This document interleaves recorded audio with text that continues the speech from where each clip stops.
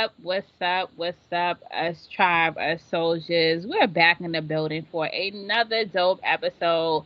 This is your girl Dre. And Renee, what it do? What it do, everybody? So we're gonna take a brief pause for the cause for a minute. Hey family, it's Renee. Are you guys looking to learn firearm safety or do you want to just get in shape with you and 9 of your friends? If so, make sure you get it from bodybuyotactical.com. Let him and his team get you into fighting shape. Not only is it affordable, he comes to you. Again, that is bodybuyotactical.com. All right.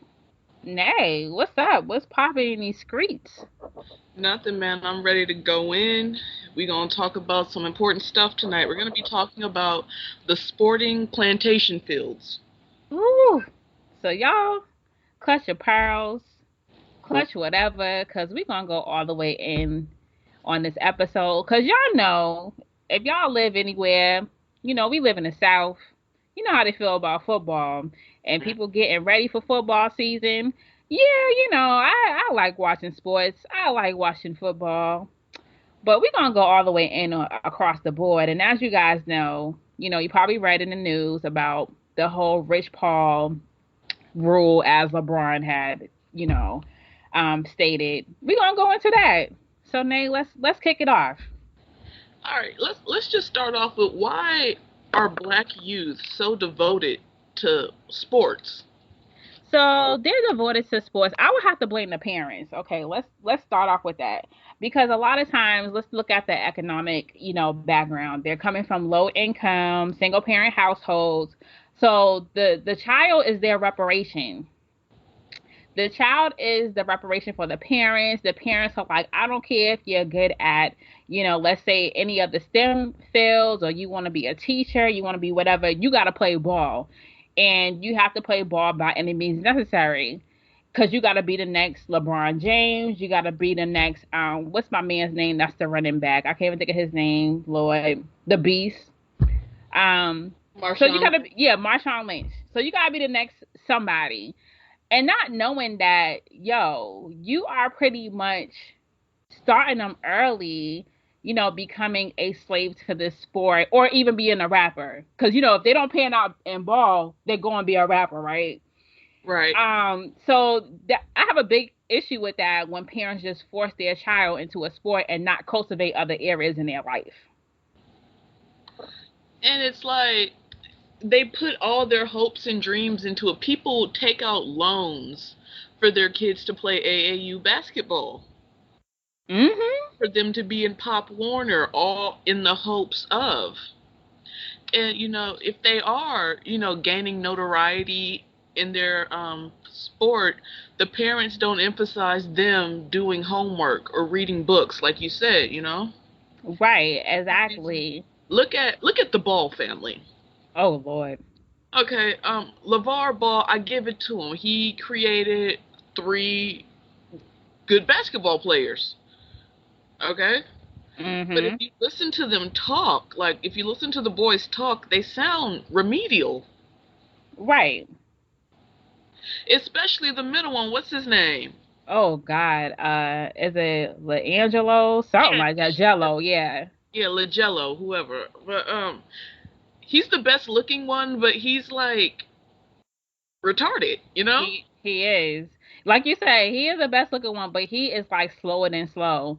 And I just you could just look at them and like something's off with y'all, right?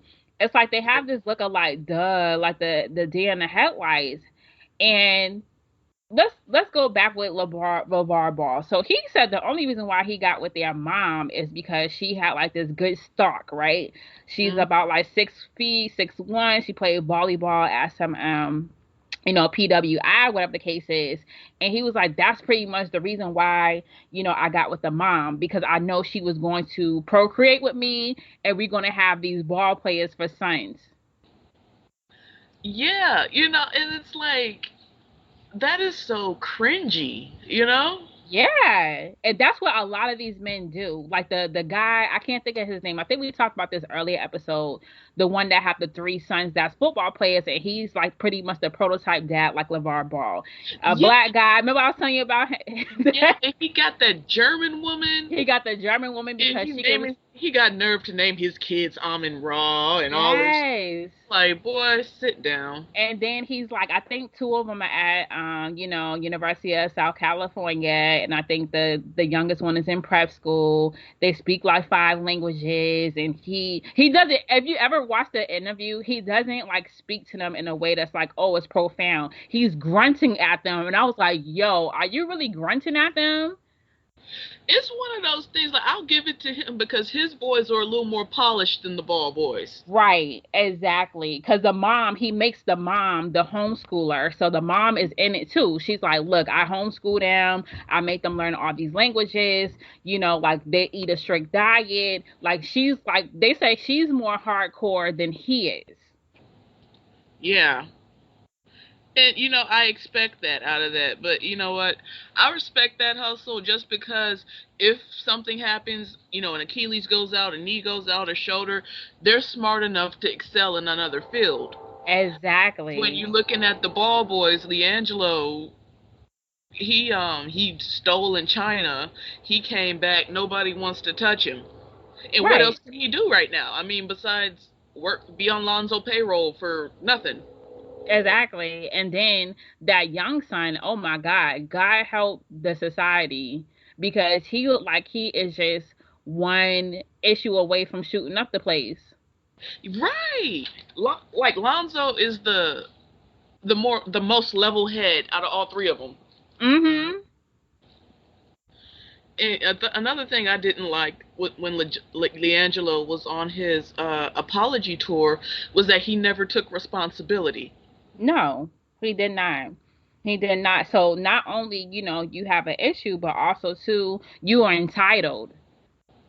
You're Right. entitled because you didn't even say, you know what, yeah, I did X, Y, and Z. So that means you're going to grow up, because you a man child and feel like, oh, I'm entitled and I'm, this dude's brother, so y'all should give me whatever. Nah, it don't work that way. And you have a lot of those youth athletes who turn into this big entitlement, thing, and they're like, oh, I'm entitled because I play ball or because, I play football.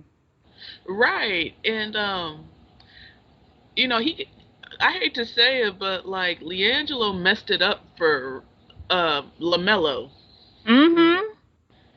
Because like he stole his daddy. First off, his daddy should have let him stay at UCLA and ride out the suspension and come back the next year to show how much he's improved. Right. That would have been the smart move, not to snatch him out. You don't like the way they handle the situation, so you snatch him out and send him to Lithuania. Exactly. And that didn't pan out. Because you see how they shipped them back to the States. That's excuse me. That's true. Yeah, but it's like it's going back to what you were saying about, these youth be so devoted and the parents be like, yo, by any means necessary, you're going to be the next whoever. And they forget to even cultivate their life skills, their social skills, even academic skills, because, let's say you go into being a running back, right?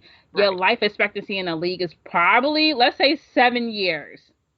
But you got your man, Adrian Peterson. If y'all know anything about him, he been in the news a lot. He owes like $55 million to IRS. And Hmm. he's what, 34 years old? And this Yep. dude talking about, I'm going to play till I'm 40. Bruh, you are a running back. And it's like he's not even the kind of running back that's dominating the league right now because he's still a sideline elusive running back. Everybody right now is going up the middle. Exactly. And then so you're 34 years old. So you probably start playing, let's say, 4 or 5 years old. I can Yep. imagine when he do finally retire, he's gonna have to have like a CNA or somebody to come get him up every day. Exactly. He's gonna have to because like, have you seen that these young guys hit? Yes, Like these dudes are hitting you with the same veracity as if you're getting struck by a bus. exactly. Because I think they said they come at least like 75 miles per hour. When the linebackers, whoever hit them, and you're like, yo, imagine you driving in your car and you getting hit, you're going 75 miles per hour. That's a done deal. And that's your body. And you're doing it for 3 straight downs. Yes. You Right. That is 3 car accidents in a row. Right. In a what? In a 90-second span. Right. But they don't think about that because they're like, I'm in the league. I got my family out the hood. And they can't even like put together a full on sentence because I feel like sometimes they already be on early onset CTE. Because they are. Yeah. Okay. For instance, I don't know if you guys know De La Soul. One of the members, Maceo, his son was actually in the league. Trey Mason. He used to play for Auburn. He got drafted too when they was in St. Louis. Dude got drafted at I think he was like 21 years old. At 22 years old, he found himself taking a pretty much a season off because dude had full blown CTE at 22 years old. Jesus. And they said now, so fast forward, I think he's been out the league 4 or 5 years now. They said this dude is so childlike. Like he is pretty much like, under the care of his mom and dad to the point he can't even be self-sufficient. And guess what the Rams did? Bye. I mean, but at the same time, look at what happened to Junior Seau. Yes. Like, Junior Seau, if you guys don't know or remember, he was he was the man in San Diego. Okay, Mhm. he was the man when it came to like being a middle linebacker in San Diego. And after he retired, was it like 3 or 4 years after he retired, he ended up committing suicide. Yeah. And like when the doctors like looked at his brain, like his brain was pretty much hardened Mhm. because of so much trauma that he had to it. Right. Exactly. Exactly. And it's like you're disposable at that point, right? You out Right. the league, who cares? You can't even enjoy your days because you're in so much pain. You're pretty much probably on set, let's say dementia, because a lot of these guys are like, yo, I didn't even know how I end up at my house. I remember I was watching that interview with Rodney Harrison. He used to play for the Patriots, and he was saying like he found himself like just driving and didn't know where he was going. So you have like pretty much dementia at like 36, 37 years old, and you're like, Right. okay, I've been taking all these hits, like I said, from you like 4 or 5 years old, paying in Pop Warner because you're trying to make it. You gotta get your mama that house, right? And then if you have boys, you want them to go the same pathway you did. Right. That don't make any sense. Like to me, it doesn't make any sense. And then let's talk about the NCAA real quick. You know, then you go to Alabama with Nick Saban. He don't give two fucks about you. As long as you can run that ball. Exactly. And like he only cares about the sexy position. So when I mean sexy position, I mean the quarterback, his receivers, his linebackers, and maybe a tight end. Right, right. And if you ever notice, all his quarterbacks at Alabama, they ain't shit when they go to the league. They are not shit. They like the Duke University of basketball players. They ain't shit when they go to the league. And then if you look at all the running backs, like who's the dude? He's not playing. He has an eating disorder. I think it's Lacey. He used to play for Green Bay Packers. He Yeah. have an eating disorder to the point they was giving this dude incentives like, hey, if you stay under, let's say 250, we give you $10,000 per game. If you stay this, we'll give you. This dude couldn't even, meet the incentives because he had an eating disorder. Because guess what? You in college, you hungry. Unless you find you a Becky or whoever, they slide in, a few $100s underneath your door. You're like, yo, word, I can go to Popeyes. I can go here. I can go and eat. Now, when you're in the league and you making millions of dollars, shit, I can eat anytime because food is at my accessibility anytime I want it. Yep. So, and then who knows what trauma he had, right? Because let's talk about the trauma. You don't know what his home life was growing up. Right. He could have lived in a what's it called, a food desert. Yep. Could have been living in a food desert. So like imagine that you're coming your whole life, you know you're gonna eat maybe one time a day, okay? You go to college during the football season, you're sitting up here and you're getting what, 2, 3 meals a day? Yeah, But when spring semester come around, you on your own. exactly. But And no then one don't talk about that. Right, but then when say you make it to the professional ranks, okay, you're getting all this money. You might wake up and say, I want pancakes. Okay, now I want some tacos for lunch. I think I want a plate of cheeseburgers for dinner, Mm-hmm. because you've never had that, and you can't tell somebody who's never had something to want something. Exactly. And then it's like, oh, yo, you should have a cutoff. They're not trying to hear that. They're like, yo, all this is accessible. There's no cutoff. You know what I'm saying? Right. So a lot of times, when they're eating like that, it's like, okay, what are you trying to fill the void in? Because like what Nate said, you could be living in a food desert and you're used to like eating whatever. Now you like, I can eat pancakes, 12 hours a day. So what? I can eat pancakes. But you look at stuff like that, and then you look at these coaches, they're just using your black body for labor. Yes. And they don't care if you can think, they don't care, if you could be like the next dope pharmacist. Your job is just to run that ball 24/7. And if you Yeah. can't run that ball, as you can see, I have to go back to Alabama because I live in Alabama. They will replace you like how they replaced Jalen Hurts for Tua. Okay? Oh my God! You know what? I hope Jalen Hurts, because he still, I think, has a year of eligibility He's left. at Oklahoma now. I was about to say, man, I was hoping that he would land at a HBCU. Right. Exactly. And let's talk about HBCUs real quick. A lot of these dudes, like top, guys who got recruited, let's say out of Alabama, LSU. So I'm talking about SEC schools. They opting out and going to HBCUs, and I salute that because I feel like they should go to HBCU because they're gonna get more attention there. When I'm talking about attention, I'm talking about holistic attention. Um, hopefully they have that pride in their blackness when they're at a HBCU. And to me, it's nothing like a HBCU game. Oh, it's not. It's an experience. Like it's you can't even describe it. Like I've gone to PWI college football games, and I didn't have the same feeling. Right, exactly. And I mean, me going to a PWI for graduate school, and let's say your favorite black, running back or wide receiver or even middle linebacker didn't do what he did. Oh, you nigger, because Jalen Hurts got called all type of niggas. Yeah.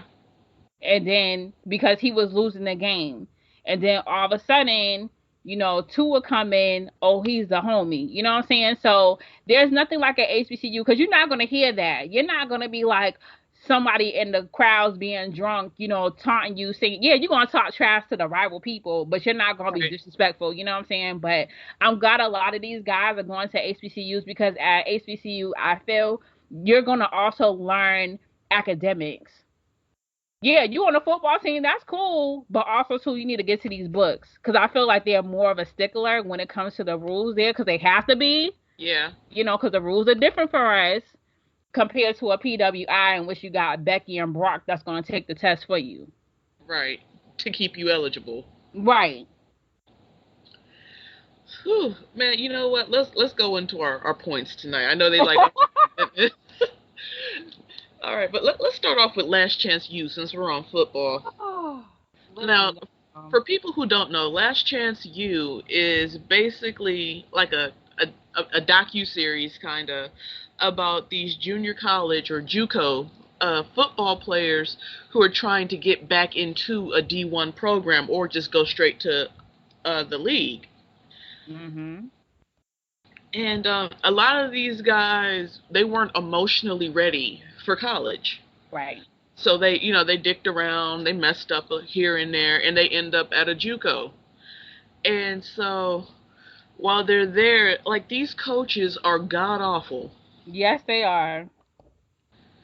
These coaches call them all kind of niggers, treat them like they are literally in the bowels of a slave ship, and, Hmm. and they take it, you know. They take it because they feel like this is the guide, and I got to bow down to him because he has my scholarship in his hand.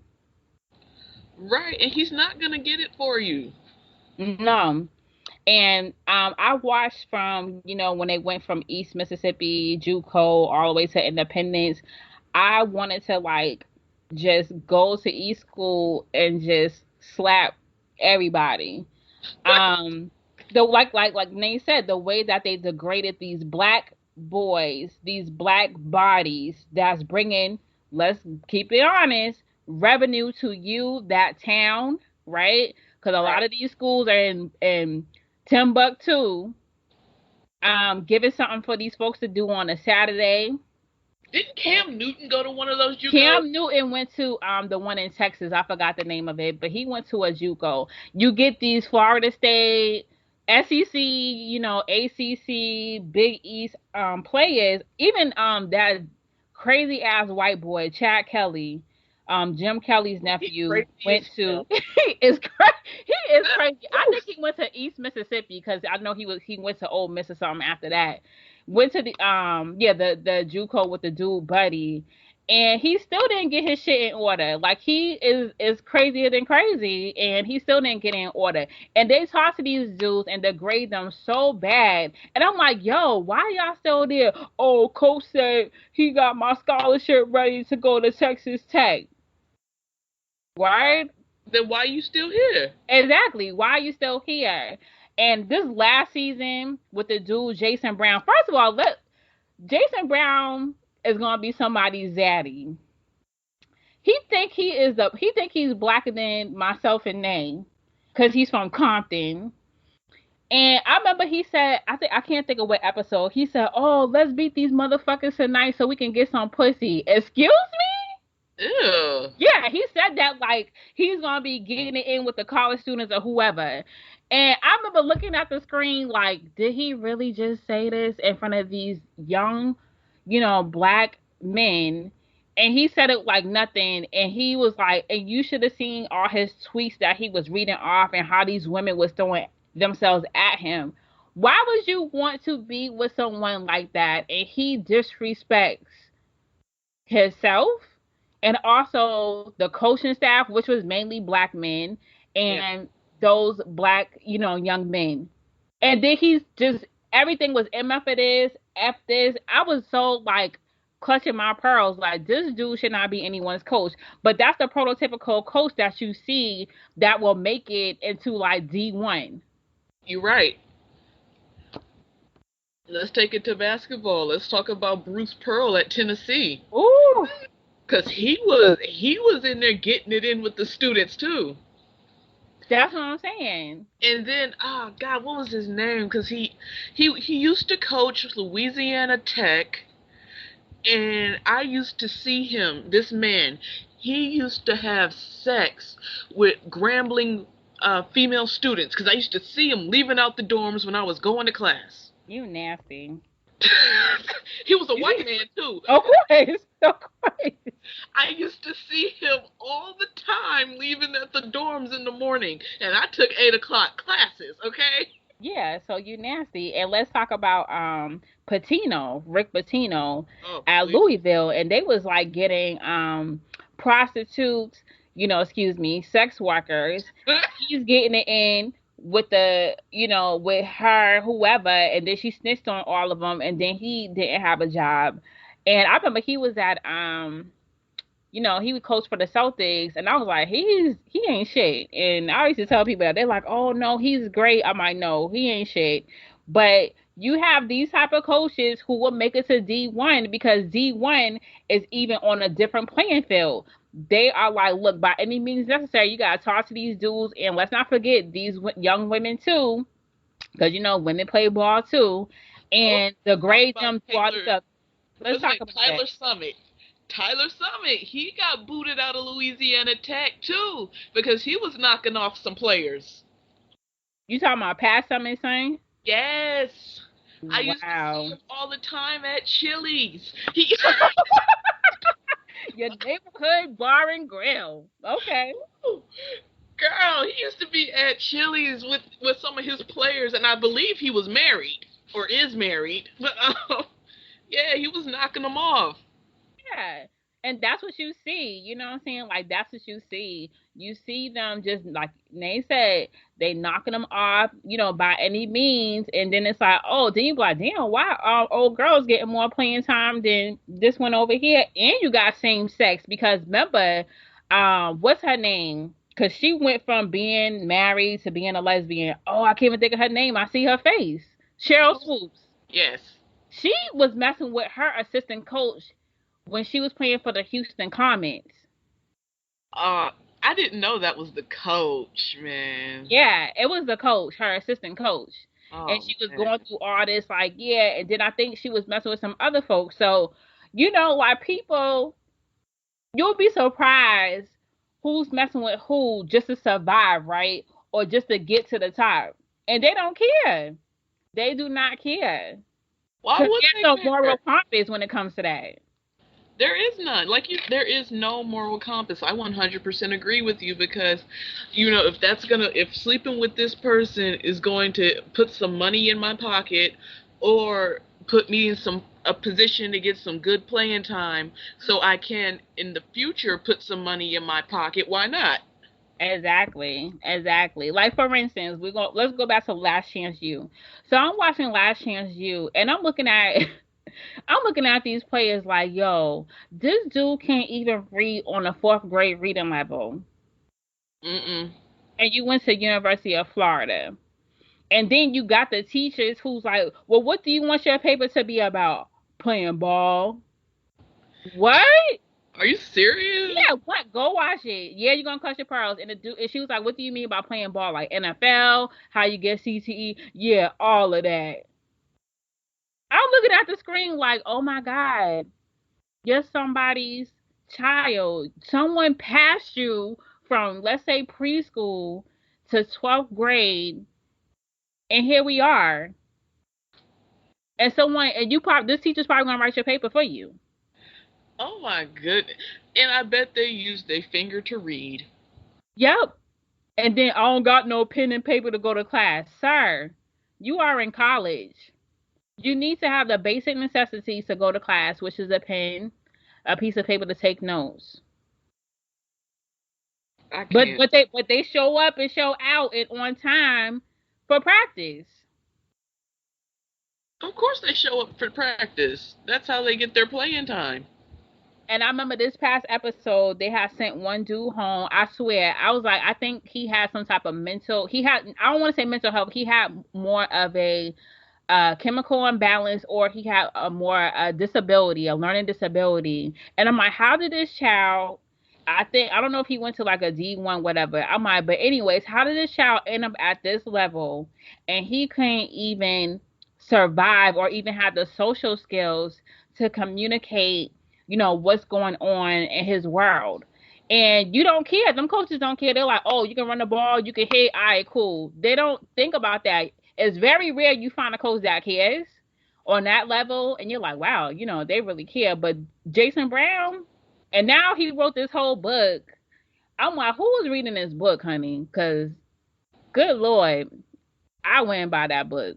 I I'm mean, like, you can write a book?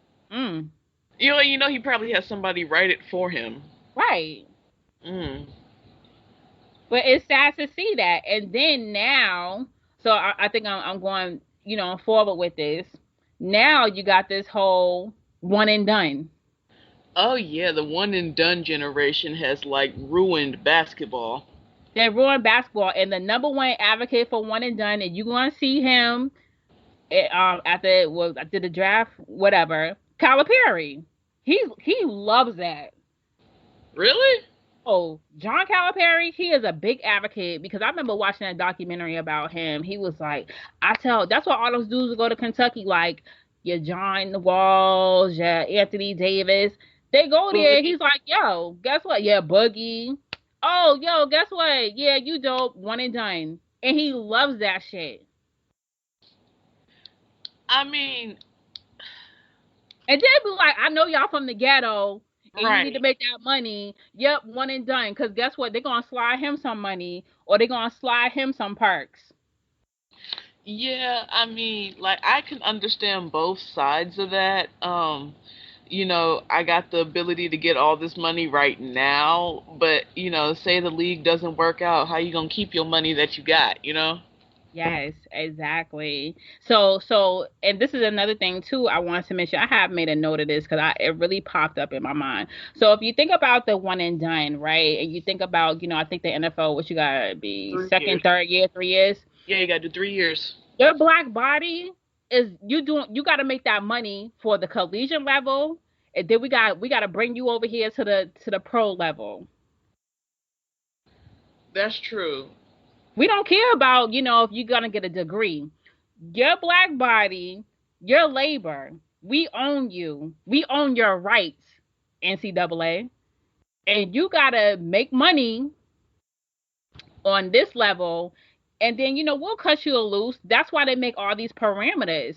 You're not coming out of high school no more. No, sir. You coming over here because you gotta make the university, millions and billions of dollars.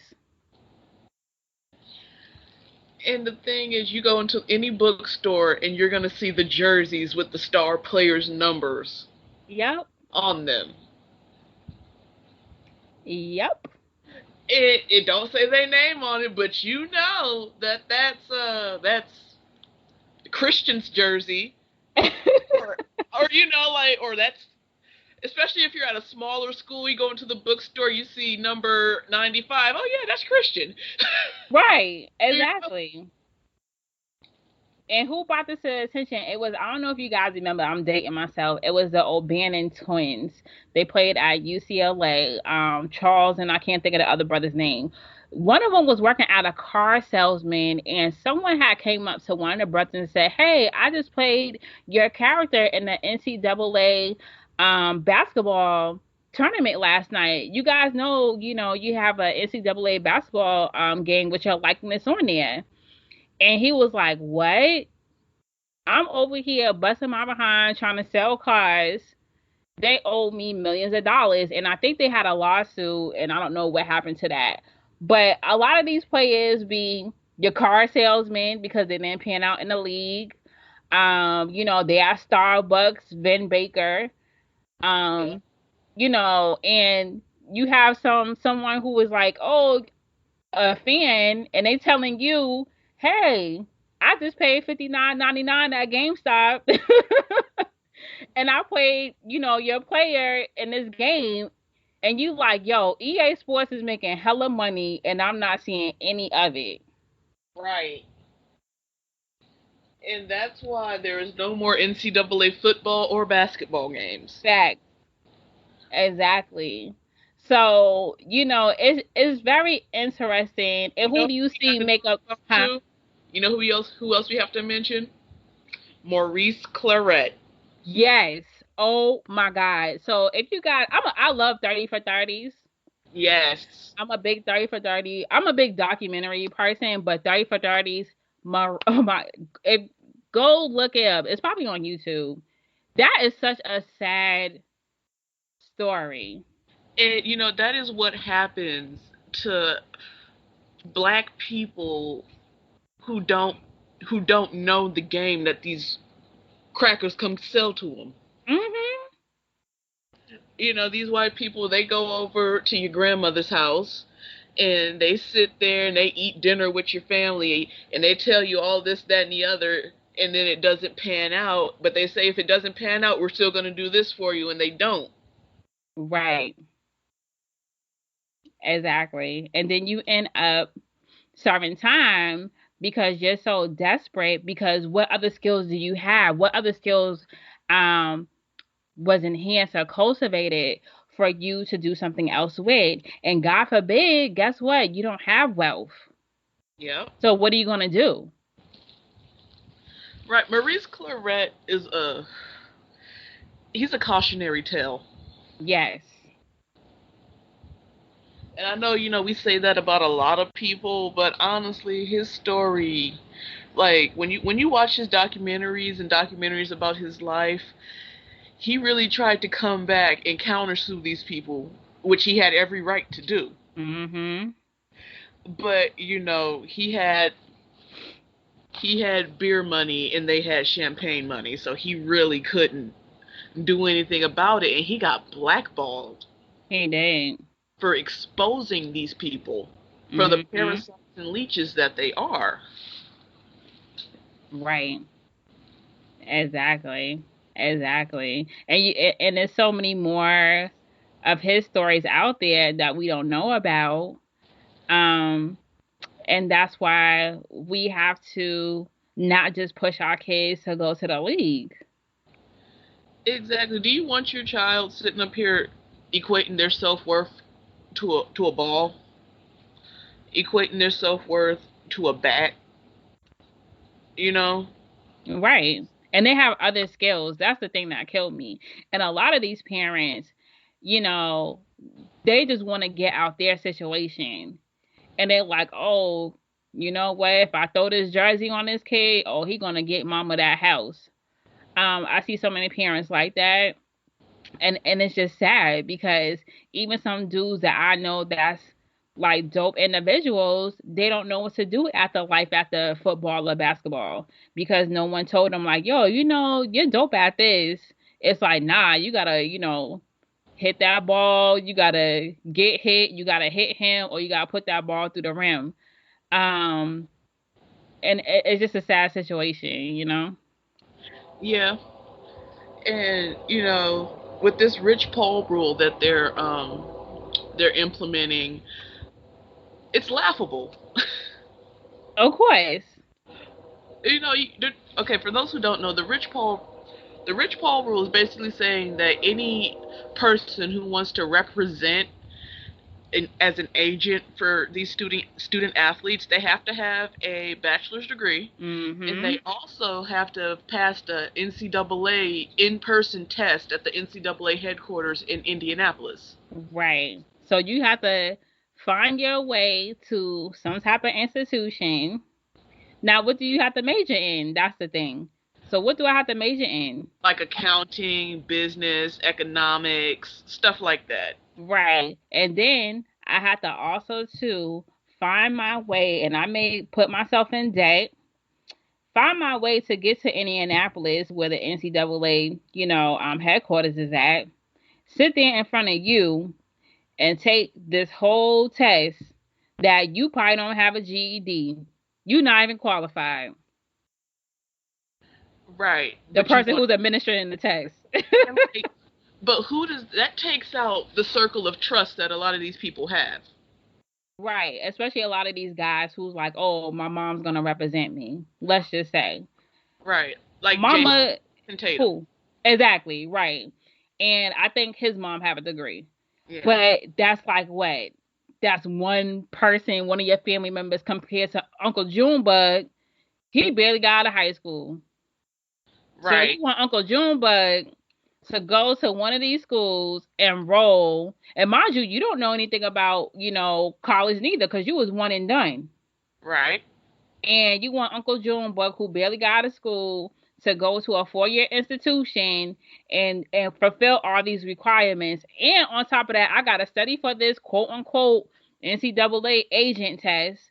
And then I gotta fly myself. Uncle Junebug gotta figure out a way to get to Indiana and take this test in front of y'all. Right. Like, I'm sorry, I was just like laughing at Uncle Junebug, but like, or Pastor Porkchop because a lot of them go to the church too. Okay. And that's just ridiculous because like if you're in that situation, a lot of times your family has shielded you from many outside people. Exactly. Like if you're say let's look at the Ball family, okay? I because know. again, they got kind of got too with that whole scammer dude. Yeah. So like they didn't know what was going on. I mean, yeah, his dad might have been on a practice squad for football, and mom played some college ball at some point. But this is a whole nother ball game. Mhm. And I think they were in over their head. I applaud them for trying to keep everything in house in regards to, their sons, because like a lot of the times these companies exploit these young guys, okay? Of And course. so I applaud them for trying to keep everything in house, but I think they needed to do their research on how to keep everything in house. Yeah, exactly. And I think like, LeVar, he just got in his bag of ego. He just got in his bag of ego, and I'm all like, was he willing to learn if someone, was to school him on a game? We don't know, you know what I'm saying? And I think they were just tired of him. I think they was like, yo, we're tired of this dude being so arrogant, whatever the case is. We got to find a way. See, this is the thing that I want every one of our listeners to understand. When you are a disruptor and you become problematic, like Rich Paul, they're like, who is this nigga making Right. all this money? LeBron James done brought him all up in these meetings. That's what exclusive, not inclusive, exclusive. Right. And he done got all these powerhouse. He's representing all these powerhouse players because he also represented like Anthony Davis, getting them these dope deals. Yep. They're like, we gotta find a way to what move the finish line because you are problematic, and we gonna find a way to get you up out of here because how this dude with no type of, I think he went to Catholic school, he only has a high school diploma, can do all this, and mind you, he only met LeBron James. I think they met. He was selling jerseys out the trunk of his car, and LeBron was like, "Oh, yo, that's a dope throwback jersey of Warren Moon." Right. And you met this dude off the street in Akron or Cleveland, whatever, and now this dude's a moving and shaking and making these dope deals. Nah. See, that's racism. And see, LeBron should have called it what he should have called it what it is. Y'all are racist as fuck. But we know, Bron, you can't say that. And a lot of times I feel like he wants to. Yeah. He wants to say that because if anytime you are, you're like, yo, my favorite athletes is the Jim Browns before he came see now and Muhammad Ali. Those are some very like powerful black men in like the 60s and 70s. Like, yo, I don't give a fuck. Like, these are people who like ended their careers early because they wasn't being Sambos. They wasn't being coons. You know what I'm saying? Right. And he's like, damn, if I do say y'all racist as fuck, they're gonna take all my money. So it's that controlled money, right? Right. That we don't see people, we don't think about. A lot of these celebrities and athletes, they got some control money. So when you be like, yo, why ain't they speaking out for the people? Because they got control money and they know that these owners, excuse me, the governors of the Right. NBA are gonna be like, what you say? All right, you up out of here. Period. We gonna blackball you like they did. What's his name? Mahmoud Rashid, whatever his name is, and Yeah. the other dude that played for the Chicago Bulls, I can't think of his name, Hodges. We gonna blackball you because you becoming problematic now. So yeah. And then I mean let's go into that whole NBA owners are now referred to as governors. I think I could be wrong. I could be wrong. But I think that they waited until enough people moved past Donald Sterling and, Mhm. his nigger comments, these are my niggers, this, that, and the other. I think that, they waited for people to move past that and now they're just sitting up here like, oh yeah, yeah, now they're governors and they're trying to do like a image clean type thing. Exactly, but the only person who's not going for it is Mark Cuban. So this is an article that I was reading today. It says, Mark Cuban says NBA owners can decide for themselves what they want to be called, and he said he still want to be called the owner with his racist ass, instead of governors because it just sounds so like diluted by saying that you are governor. So pretty much he's saying these are my slaves. I'm the owner. I'm gonna tell them when to run. I'm gonna tell them when to sit down. Cause isn't he like? Don't he always be like on the bench with them? What the hell you doing sitting on the bench with them? But whatever. And Cuban is is a really strange individual. he's very strange. And I know some of y'all like him because he's on Shark Tank and whatever the case is. And he had all type of race issues going on in his franchise as well. Oh and yeah, kind of his retired Great White Hope from Germany. right, exactly. So they had all type of strange stuff going on there. So he's letting y'all know, like, you can call them other dudes governors, but I own these mother effers. Right. And I think that they're just really trying to sit up here and try to model themselves after FIFA. Yep. Because don't the owners of soccer teams, aren't they called governors or something, like when they're overseas? Yeah, it's something like that, right? So I mean, if FIFA got enough race problems as it is, Exactly. like every time the World Cup come around, you hear about somebody getting called nigger, somebody playing for Italy getting called nigger, somebody playing for the Netherlands getting called nigger. You know, Mm-hmm. and like that's every day. Like soccer in itself, the reason. Okay, I won't say this. The reason the USA men's team will never win a World Cup is because soccer is unaffordable to black children. Yeah, definitely. The girls, the women, they're gonna women dominate. American women dominate every sport there is when it comes to Olympic time or World Cup time. That's Yep. just what it is because we play. They train the female athletes. We train with the boys or with the Mm-hmm. men. So we're already a step above when it comes to like competition and stuff like that. But when it comes to the men, if they had an avenue or a route for black male youth to get involved with soccer, I'd say in 20 years we would be a contender. Right. Exactly. Because like nobody can afford it. It's Let's put it like this. For the most part, the sports that black people play are affordable to them. Of course. Cause what's affordable of having a basketball on the hoop? You can go down the street and go play ball. Football. Okay, that's a little bit expensive because you got to get cleats, you got to get pads, whatever the case is. But you could sell like some fish plates, Right. and you can go get you some pads and some cleats. Baseball. Now look, this is what I say. One day if I have kids, I want my kids to play baseball. Oh yeah. That's where the money's at, and you don't gotta do that much work. That's if I was that parent that's like, yo, you gotta pick a sport, you gotta pick baseball. See, I would be spending the coins. I'll be like, what? Yeah, you going to baseball camp because they important. Yes, I did say this. Cubans, Dominicans, Puerto Ricans. Mm-hmm. Then they go into their country and what? Set up camps. David Ortiz and all these, guys who are from Dominican Republic, Puerto Rico, whatever case is like, yo, you're gonna be the next me or better than me. Okay, I'm gonna set up these camps. And guess what? The climate is warmer. You can play baseball all year round. That's true. And honestly, as somebody who grew up playing softball, that's why the West Coast girls dominate softball because they Yep. play around. Exactly. Exactly. So we have to also look at that too is the climate and the environment you live in. Same way with football players. Most of them damn football players from Florida, Cali.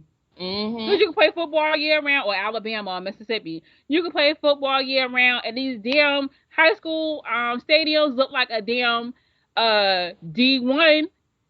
That's true. You like, hold up, what? And then, because I know I was looking at the news yesterday, they said we just spent $7 million building some big state of the art stadium in Birmingham. I'm looking like the damn stadium look better than the school. And let's not forget, if you live in a town or a city in which your property tax, the income is good. Oh yeah, your stadium's gonna look like University of Michigan Stadium or Dallas Cowboy Stadium. That's true. So you got to also look at it like, damn, I see where my money is going, and also too, they're not gonna, the education system is gonna be better too, because you're gonna be like, wow, they got state of the arts everything at this school. So that's why you go to like a little, Haiti or whatever the case is in Miami, you like, damn, this school's all broke down, but they have like 50 dudes that been in the league. That's true. Oh my goodness! Like you just really open stuff up, and a lot of these schools they get Pepsi to sponsor them Yep. for these Under ridiculous Armour, stadiums. Nike. And you no, it's not because it's because they're getting a residual kickback. Exactly. It's not like, oh, we're humanitarians and, we just want, nah, they getting some type of, kickback, as they said. And then you be looking at some of these kids like, yo, word? Like, you go to that school? Because now they're making it to the point you don't have to go to these prep schools. If we got like five of y'all who went to the league, hey, they're going to get a kickback. To the point you see them on ESPN, like high schoolers are like ranked like the top 25 best high school football teams in the United States. You're like, what? They're 12. I'm just saying. But you're right though. Yeah, because they have a junior NBA league. A Yeah. junior NBA league. I was watching some of the games yesterday. I was like, how old are these kids? One dude was already 6'2", 220 pounds, and he was only 14 years old. Huh? Yes. I had to clutch my pearls. I had to do like, Fred Sanford, this is the big one. Who is your parents and how can your parents afford you? I know they pushing you to go to the league. Got to. And the kid was from I think Texas somewhere. And he looked like a grown ass man. And I was like, sir, how old are you? 14 years old. And Uh. now they got let's take it a bit further. They have a lot of these NBA players sponsoring these kids too. That's true. Because I think LeBron and D Wade, don't their sons play in some type of league? Mhm. So you know what I'm saying? It's like you got them. What I said earlier. Oh, my son, he's gonna be the next me or better. He's gonna go to the league. Oof. Woo! The cycle. And see how the cycle is. It's like it's a non and then cycle because what are you teaching your kid? At this point, they also too. I think they send their kids to like a $40,000-$50,000 year school. So guess who all goes there? Brock and Becky's of the world. Of course. Oh my good. I just can't imagine paying that much to send your kids to a school where they're gonna be mistreated. They're gonna get mistreated. They're going to be mistreated. They're gonna be called all. And see, this is the thing, everyone. And as we said this in like majority of our episodes, it's not just nigger. Oh, you niggers. You have levels to this racism stuff. You have levels to this white supremacy stuff. So I can imagine what they go through on a daily basis. Right. And like if you ever watch LeBron James show like The Barbershop or The Shop or something like that, he goes into like how he was treated by white people when he first got to that school, you know? Yeah. Like, it's like when you're sending your kids to these like predominantly white private schools, they're looked at automatically as the scholarship boy. Exactly. And then you're gonna Girl. hear them say, "My dad pays for your tuition." Right. And just like what is that doing to your child? Right. And what that does to their self esteem and their psyche, you know what I'm saying? And then it's like, well, in order for me to get ahead, I gotta go to school with them. I gotta, then next, I gotta date them. Then next, I gotta, bed them and all this other stuff. Oof. Cause I I look at a some of these lot. dudes who go to these schools, like let's talk about like D1 football schools and basketball. You see them when they get drafted. He went to Kansas. You like how many black folks live in Kansas? Then who do you see on his arm? And mind you, he's getting called all type of niggers and this, that, and the other. But Becky's like, oh, this is my man, and her family's racist. More than likely, they don't care because they're like, oh, old boy's network's gonna be what 100 mil. Yeah, girl, you better get with him. We'll make him some potato salad with raisins in it.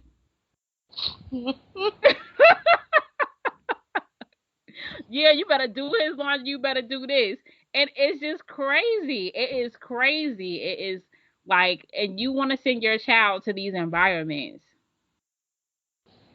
I just don't get it, and it's like that you don't see your child try to you living over here in uh the ghetto, or whatever your neighborhood is called, and your kid's gonna come home, Mom, can I get some American Eagle jeans or something so I can fit in at school? Right. They're sitting up here hardly making it as it is, Exactly. but they don't want to look like the poor black kid at school. And what do you do? Right. Like, what do you do? Exactly. It's just interesting. But now we're seeing a whole new infrastructure. I say more in the NBA. You see all these damn biracial Yeah, players, and they getting lighter and lighter and lighter, and you're like, hold up, where do y'all come from? They have their own subculture. they do. And you know what? A lot of biracial people, I can't say all of them, but a good portion of them like to participate in convenient blackness. Right, because you'll see some of them do that. Like, for instance, like I look at he's weird anyways, like Clay Thompson. Like, You you weirdo. got you got to look at him sometime like, uh-oh, here comes the Negro coming out, especially when he grow his hair. If y'all Mm-hmm. ever peep that. And then sometimes he have to cut it down real low. And I'm like, see, because you gotta keep that ambiguous, race thing going on. And then it's just very interesting to see the change, in the NBA. And these dudes, and then too, their dads were former players, Mm-hmm. went to these big conglomerate, big five schools, top 10 schools, and then who they married. My mom was a volleyball player. And it's always the moms play volleyball, which is interesting too.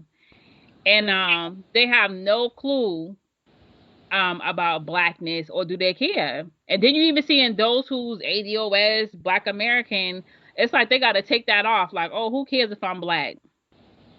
Like none of that matters anymore. Yes, it does. Like Yeah, a lot of them feel like that doesn't matter anymore because I'm getting this money, and that's the new thing now. It's like, oh, yo, but at least he's getting the bag though. And if I hear one more person say that, I want to slap them. He getting the bag though, so why should he have that conversation? It's like, nah, because that's important.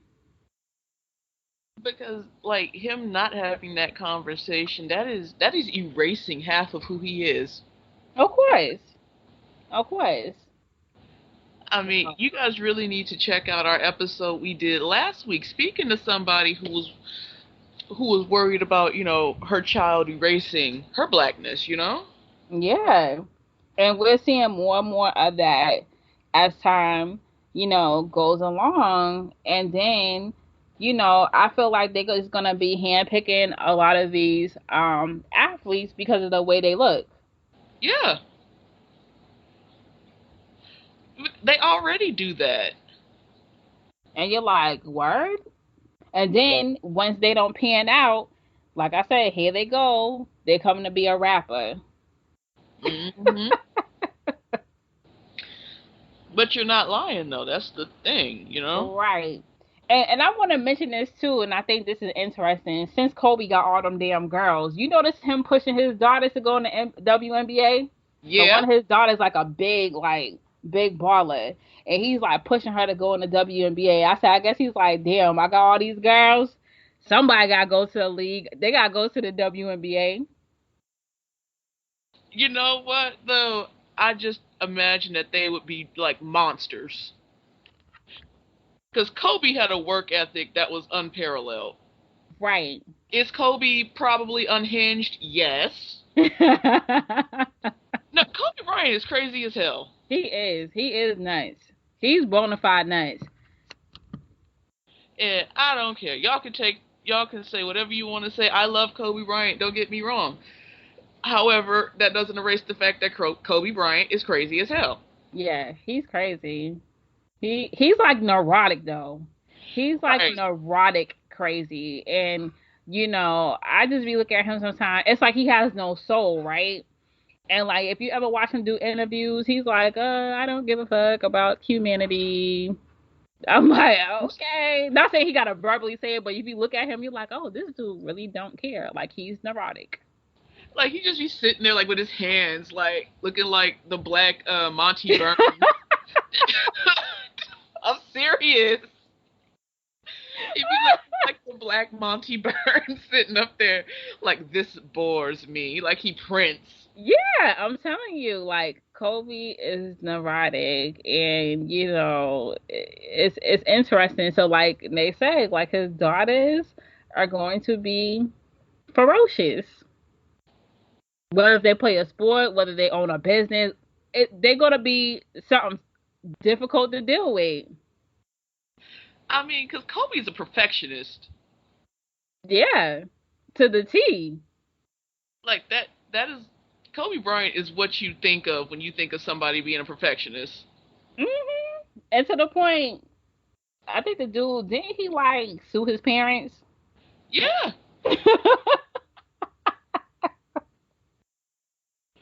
And then his parents stopped talking to him when he got that what's her name, Bianca, which whoever Vanessa. Vanessa. His parents was unhappy with that decision. He straight like sue his somebody else just sued their parents that's in the league. Lonzo Ball next. Uh, somebody else just sued their I'm trying to think I'll think of it and I'll let y'all know, but somebody else just sued their parents and I was like, yo, these folks are nuts. I was like, that's why I went and want no lie, like I'm for real. I wouldn't want no parts of that lifestyle, yo. Like no parts of that because that only magnifies the dysfunction. You know what That's I'm saying? That magnifies the dysfunction of like the whole, family patterns and pathology. And I'm like, yo, it's already bad enough, we already deal with brokenness, whoever the case is, being black. But you being black, you also too, you think they think you're supposed to take care of your whole entire family. that's true. And that I can see how a lot of them could be neurotic. And so I was like, I wouldn't want no parts of being a professional athlete, whatever the case is. And it's funny, I wanted to go to the WNBA. When I played ball, I was like, oh my god. Then you look at that shit as a whole, you're like, nah, I'm good. I'm good with my basic life. I mean, like, I did too. Like, I was like, man, I'm gonna do this, and I was like, you look at it, and you look at all the crap that they go through, and it's like, man, that shit ain't worth it. Yeah, it's not worth it. And then you trying to force some shit on me, and I'm not going for it. Nah, I'm good. Like I'm okay. Like I said, I'll stick with my basic simple life over here. Y'all can have all that. Man, I don't know. So yeah, guys. It's some drama that you hear coming out the WNBA. It's on what? It's always some drama you hear coming out the WNBA. Yeah, it's always some drama. And if you look at, I've been to a WNBA All Star game, which was pretty dope, and they have this look of brokenness to them. I remember seeing what's old girl Brittany Griner, and I'm like, why are you running through here trying to Because camouflage she's trying yourself? to Your ass avoid is her 6'8". child support payments. Yo, that was crazy. Old girl Glory Johnson, bruh, you really have this chick paying child support? And and she got pregnant by some white dude. I think the kid's white. Her ex boyfriend. I can't see. As they said, that's too much drama for me. I would be like, I would have been blackballed from the league. They were like, well, Dre, It's time for you, you to go. it's time for you to go. We know you a dope baller and all, but we can't be having that violence. We don't get down with that. So And you're now they got blackballed. the new it couple. What's her name? Sue Bird and Oh yeah, the Megan. that weird looking She looks whatever. weird. And she has a twin. I want to see what her twin look like. Yeah, they Yeah. show the twin. Yo, and a lot of them, see, this is another thing too, then we can wrap it up. If I was like rocking like that and I'm in the league, I'm not dating nobody that play on the next team. Cause a lot of them they like teammates, and then you often see them get traded. I'm not doing that. That's what happened with Shamiqua Holtzclaw. Yes, and that was one of my favorite players. Yo, I love her at Tennessee. That was one of my favorite ball players of all time. And Yes, that she went nuts. she went ape. See, Dre could not do that because they would be like, listen, y'all would be seeing a 30 for 30 on me. That's why God said, you know what, Dre, you're gonna be a social worker, doing a podcast, doing dope stuff, living your simple best life. That's why I'm here doing this podcast.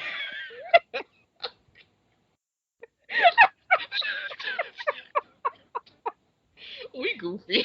That's so, because I'm like, what? And then another thing too. Then you gonna try to tell me I can't date dudes? Then I gotta date a chick? Oh no. Oh, snap. But, at least Sue Bird had sense enough to get a soccer player and not a damn basketball player. What? Listen, cause they always get them ball players. Your girl. Mm-mm. That's why I say we do this podcast. Me and Nate, we do this podcast. Yep. Cause you ain't gonna tell me us. I got about to say me. You ain't gonna tell us I got a date old girl over here. But why, though? Just do it. But why? Right. Now I get what's her name props too, cause I like her, cause she's a dope. I don't know if she still play. Simone Augustus, I think she is dope guard. playing.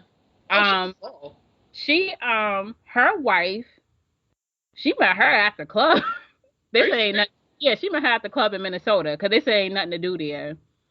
And I think old girl, I think they was trying to force it on her, and I think that she had left the league, Maya Moore. Yeah. I think she was like, yo, I can't take this, so I'm about to. And what's her name? Candace Wiggins. Yeah. And since Skylar Diggins got married, she ain't the darling anymore. And all them dudes wanted her. They was like, what? Mm-mm. And then I'm trying to figure out what's up with Candace Parker.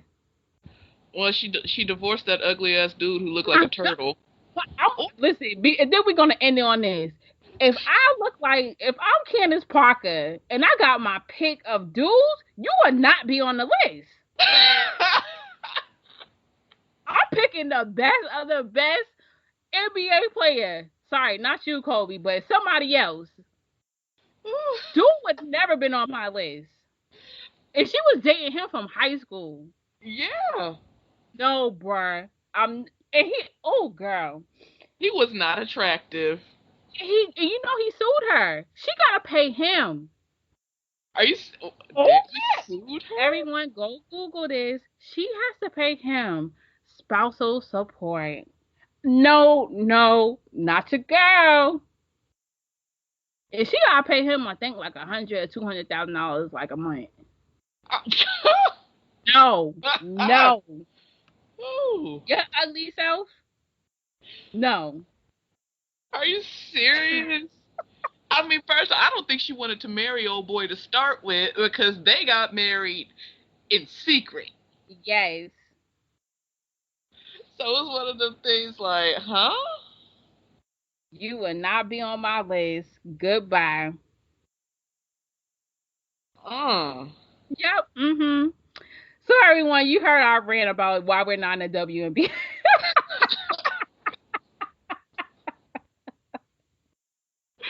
we have to get that off our chest. We was talking about sports heavy, but we have to get off our chest. But yes.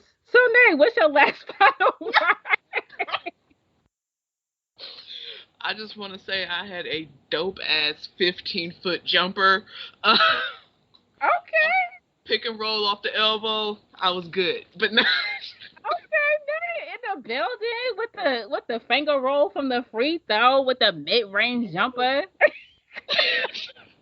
No, but like all seriousness, everybody just really be on alert out here because it's getting crazy. These white supremacist sleeper cells are waking up. So just really be mindful when you're out in public. Yes. Agree. Make sure you all are being mindful. As I always say, protect your neck, protect your magic. Just stay alert. And also too, don't forget, like it don't matter how many degrees you get, they're gonna move the finish line. So just do the best you can and live your best life. Live your best life as you can live it. Right, because that goalpost is constantly sliding in their favor. Yep, exactly. So we're ending it. Make sure you all check us out on our Facebook page, The Urban Social Scientists. Don't forget to listen to us on Spotify, SoundCloud, Apple Podcasts, and also Google Play. Don't forget to listen, like, subscribe, share it with your tribe, with your folks who's going to enjoy it. Because as you guys know, we like to have fun and we like to also bring the knowledge to you all. And Right. that's it. Also, big shout outs to Tone Deaf Radio Network. Make sure you Yes. guys are checking out our podcast network family because you're not you can find something that you like on that network. We got something for everybody. So make sure you Exactly. guys are swinging through. Yep. So make sure you check them out and check us out too. And on that note, we are out. Later days. Peace.